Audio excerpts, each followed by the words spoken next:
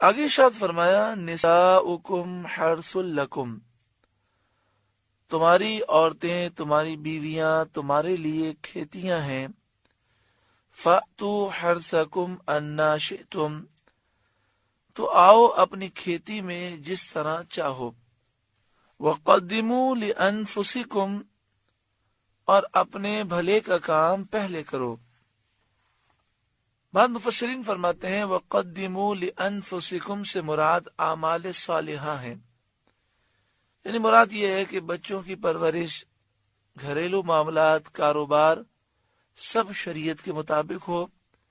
اور اچھی اچھی نیتوں کے ساتھ ہو، سنت کے مطابق ہو، تاکہ یہ سارے معاملات اعمال صالحہ بن جائیں اور آگے کے لیے یعنی آخرت کے لیے ہمارے لیے ذخیرہ ہوں۔ اسی طرح دنیاوی معاملات میں مشغول ہو کر انسان دین سے غافل ہو جائے، یہ بہت بڑی نادانی ہے۔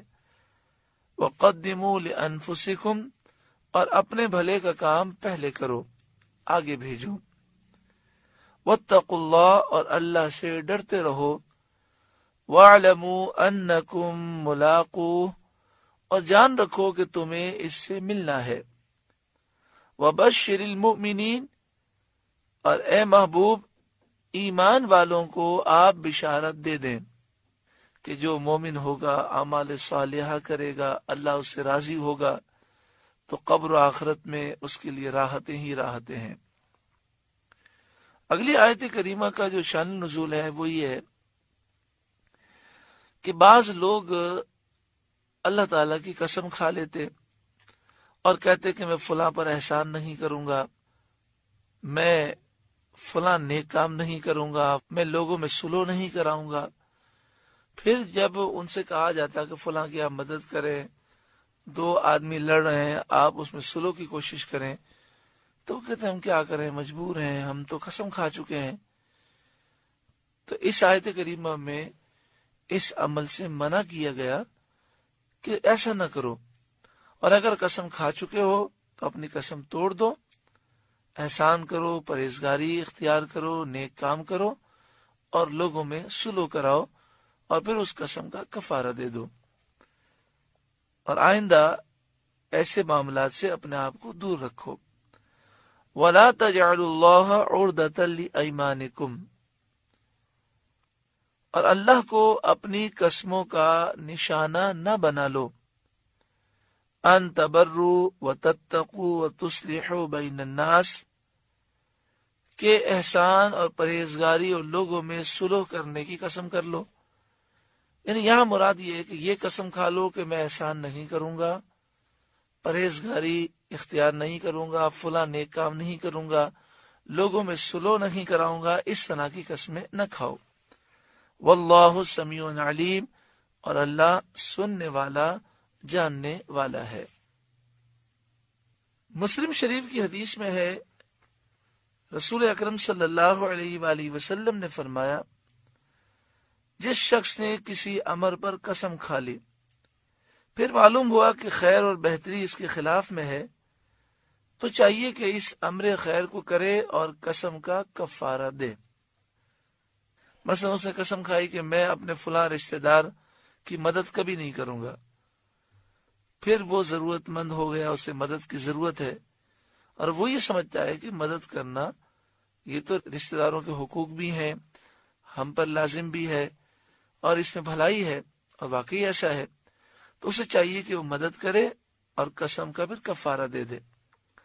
دوسری بات یہ کہ مفسرین نے یہ بھی فرمایا کہ یہاں یہ جو فرمایا گیا کہ اللہ کے نام کو نشانہ نہ بناؤ، تو بکثرت قسم کھانے سے منع فرمایا گیا۔ لا یؤاخذکم اللہ باللغو فی ایمانکم، اللہ تمہیں نہیں پکڑتا ان قسموں میں جو بے ارادہ زبان سے نکل جائیں،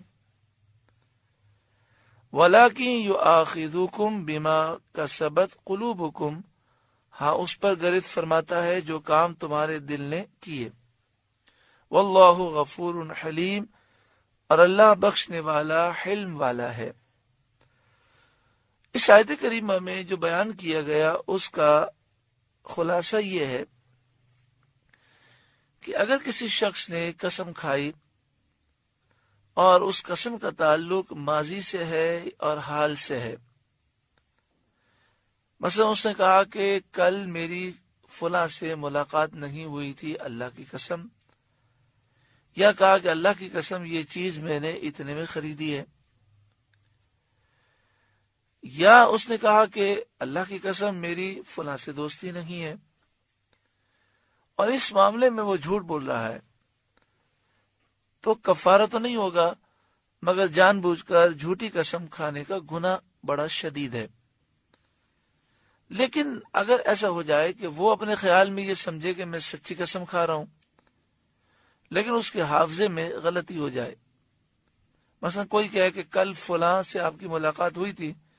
اس نے اپنے ذہن پہ بہت زور دیا، اس نے کہا نہیں ملا تھا، اور قسم بھی کھا لی کہ اللہ کی قسم میری اس سے ملاقات نہیں ہوئی تھی۔ پھر بعد میں یاد آیا کہ نہیں، مجھ سے تو غلطی ہو گئی، وہ راستے میں مل تو گیا تھا، مجھے یاد نہیں رہا۔ تو اس آیت کریمہ میں یہ بیان ہوا کہ اس طرح کی قسم پر گرفت نہیں ہوگی۔ تو جو قسموں کا تعلق ماضی سے ہے یا حال سے ہے، اور اس میں غلط بیانی سے کام لے لیا گیا، جان بوجھ کر لیا گیا، تو گناہگار ہوگا، اور وہ اپنے خیال میں سمجھ رہا ہے میں سچ بول رہا ہوں، بعد میں اسے یاد آیا کہ میں نے غلط بیان دے دیا، تو اس صورت میں گناہ نہیں ہوگا۔ اور جن قسموں کا تعلق ہے مستقبل سے کہ فلاں کام میں نہیں کروں گا یا میں فلاں کام کروں گا، اور اس میں قسم کھا لی جائے، تو اگر اس کے خلاف کرے گا تو پھر اسے کفارہ دینا ہوگا۔ کفارہ کیا ہے؟ 7ویں پارے کے دوسرے رکوع میں قسم کا کفارہ بیان ہوا۔ یہ سورۃ المائدہ کی آیت نمبر 89 ہے، اور سورہ مائدہ کا 12واں رکوع ہے، اور 7ویں پارے کا دوسرا رکوع۔ فَكَفَّارَتُهُ، تو قسم کا کفارہ اطعام 10 مساکین من اوسط ما تطعمون اہلیکم، 10 مسکینوں کو کھانا کھلانا ہے جو تم اپنے گھر والوں کو کھلاتے ہو، اس کا اوسط کھانا 10 مسکینوں کو کھلانا ہے۔ او کسوتہم، یا انہیں کپڑے دینا ہے، او تحریر رقبہ، یا ایک غلام آزاد کرنا ہے۔ تینوں میں سے کوئی ایک کام کیا جا سکتا ہے۔ 10 مسکینوں کو جو کھانا کھلانا ہے وہ 2 وقت کا کھانا کھلانا ہے، مثلا صبح اور شام کا کھانا۔ جن 10 مسکینوں کو صبح کھلایا، انہی 10 مسکینوں کو شام کو کھلائے۔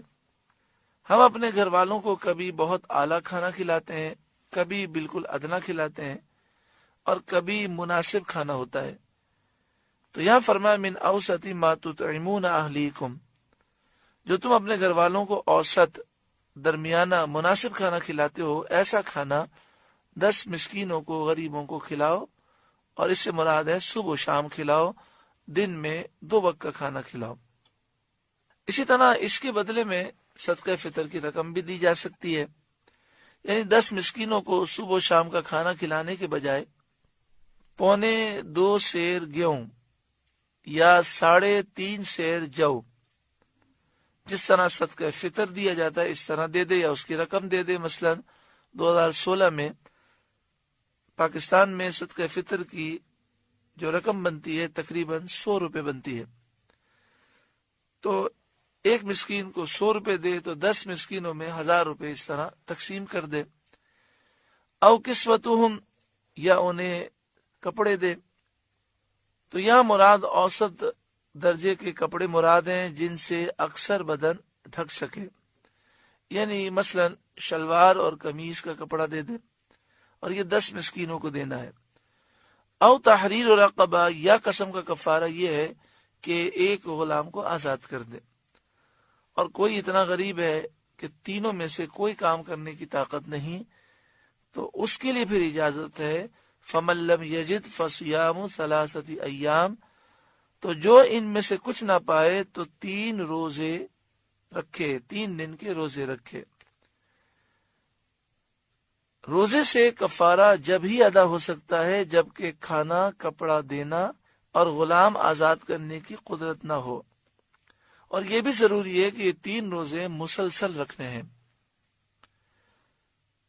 ذالک کفارۃ ایمانکم اذا حلفتم، جب تم قسمیں کھا لو تو یہ ان قسموں کا کفارہ ہے، یعنی جب قسمیں کھا کر توڑ دو تو پھر ان کا یہ کفارہ ہے۔ واحفظوا ایمانکم، اور اپنی قسموں کی حفاظت کرو۔ کذالک یبین اللہ لکم آیاتی لعلکم تشکرون، اسی طرح اللہ تم سے اپنی آیتیں بیان فرماتا ہے کہ تم شکر کرو۔ یہاں قسم کے کفارے میں جو غلطی ہوتی ہے وہ یہ ہوتی ہے کہ عام طور پر لوگ یہی سمجھتے ہیں کہ قسم کا کفارہ ہے 3 روزے رکھنا، لیکن ابھی آپ نے سماعت کیا کہ 3 روزے تو وہ رکھ سکتا ہے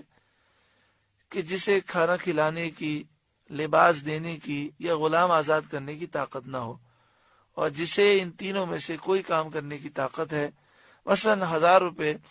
وہ 10 مسکینوں میں، غریبوں میں تقسیم کر سکتا ہے، 100 روپے صدقہ فطر کی رقم دے سکتا ہے، تو پھر اسے روزہ رکھنے کی اجازت نہیں۔ ہاں اتنی بھی طاقت نہیں ہے تو قسم کے کفارے میں 3 روزے اسے مسلسل رکھنے ہیں۔